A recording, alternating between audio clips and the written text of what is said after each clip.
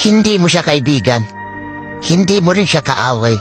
Siya yung taong nakasama mo sa nakaraan na gumawa ng magandang alaala.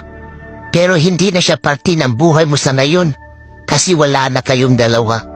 Pwede siya yung dahilan kung bakit nasaktan ka ng sobra-sobra. Pero siya naman yung rason kung bakit marami ka natutunan sa pag-ibig.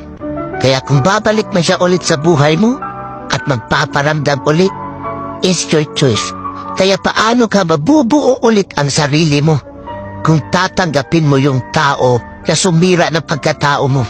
Kaya lagi mong tatandaan, kaya lapis ang gamit ng mga bata para ipaalam sa kanila na ang mali ay pwede pang itama. Kaya naman ballpen ang gamit natin para ipaalam sa atin na hindi na tayo bata, na para ulit-ulitin pa ang pagkakabali na hindi na natin kayang burahin.